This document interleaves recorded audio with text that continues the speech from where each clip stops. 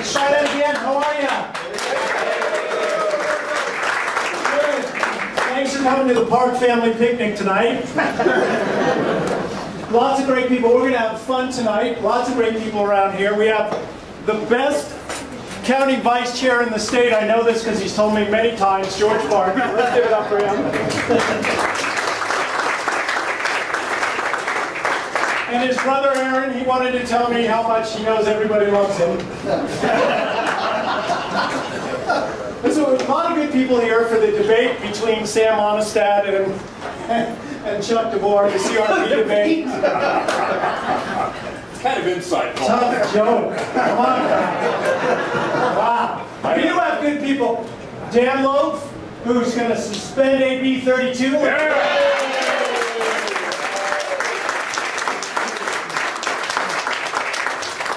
You know, Dan, I don't quite understand why, because, correct, but you were there, Senator. As soon as they came up with AB 32, global warming went down. Yeah. They solved everything, just even thinking about it.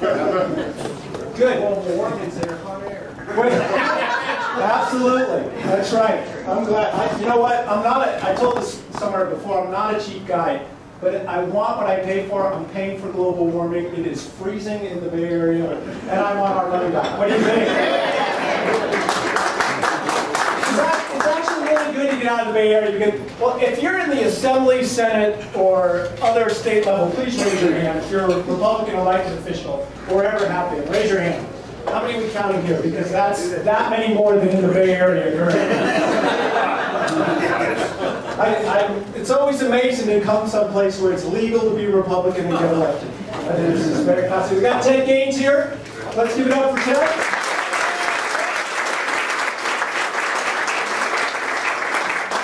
Ted, who authored the bill to, repeal the tax increase from last year. Let's give it up for Ted.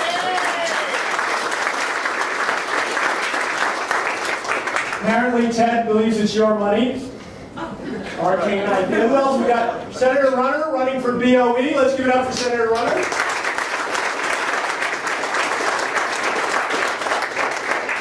He of the Jessica's Law fame and also the voter ID fame.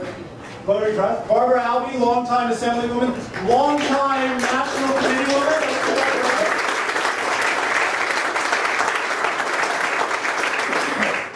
And our two main speakers tonight, the tallest speakers on record in any county Lincoln Day party. Absolutely. Senator Sam, who was recently renominated to the Republican Party. Do you get that? Come on. Senator Sam does not need to be renominated. Let's give it up for Sam Onestad.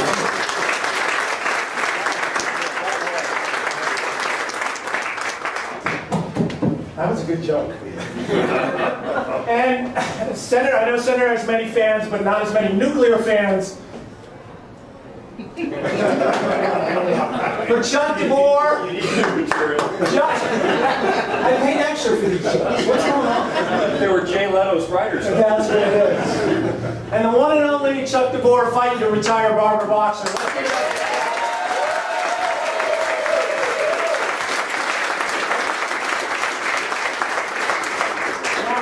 As vice chair of the party, I have to be completely neutral on everything, which is why I say it's so important that I'm neutered. But here's one reason why I want to see Chuck DeVore as our nominee. Because I just want to just see the moment when Chuck DeVore, all six, what are you? 4.5. 4.5 debates all 411 of Barbara Boxer. That's what I want to see.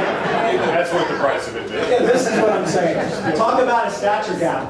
I do have to say hello to all the Women's Federated in the room. Please raise your hand if you're in the Women's Federated.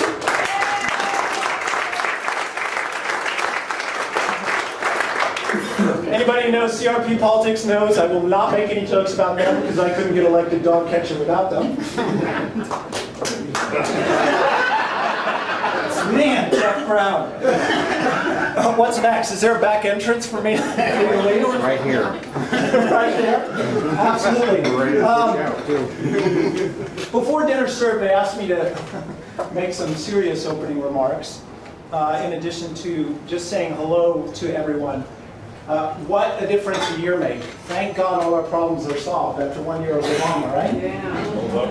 Well, one problem really is solved, and that is, frankly, for the nation to refocus itself. Because, you know, my father, who used to, by the way, for those of you who don't know how I got started in politics, I don't think I've ever told you this. My father was an original delegate to the Conservative Party in the 1960s in New York. Imagine that. And they elected James Buckley to the U.S. Senate. Remember that? So politics for a long, long time. And one thing he used to say, and obviously he didn't say this, but when he was originally, but he talked about power and corrupting and absolute power. Corrupting absolutely. And there's no doubt that when we were in charge of Congress, the royal we of Republicans, we got far too familiar with City Hall. And we stopped running to clean up City Hall, and we became City Hall. And we frankly lost our focus. But the smelling salts of Obama, Nancy, and Harry have awakened the country. And there is no time, frankly, even 94, like today, and the anger that is out there. Just to give you an example, I talked to a childhood friend who lives in 6th grade. And out of nowhere, he talks to me and says, you know what? This guy's a fraud. I need to get involved and help my country. This is a guy, I'm 49. He's 50. He's a year older than me. Never in his life has he wanted to be involved. And that's what's going on here.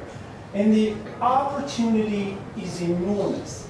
The opportunity to elect a Republican lieutenant governor in this fall is enormous. The opportunity to pick up congressional seats and Senate seats are enormous because the Democrats, frankly, don't really care what Americans think about. And Americans are going to show them ultimately what they think about this fall. And I'll just give you a couple of numbers, and then we can start bringing up some of your guests this evening. The numbers are this, and this is what's critical. And it's the presidential approval rating and what happens to the House of Representatives. Now, midterm elections tend to be quagmires for presidents, right? And the average loss, if a president has an approval rating between 50 and 59, the average loss in the House is 13 seats. Not a lot. But when the presidential approval rating is between 40 and 49, the average loss is 41 seats. How many seats are we behind in the current Congress? That is enough to retire Nancy Pelosi from the speakership.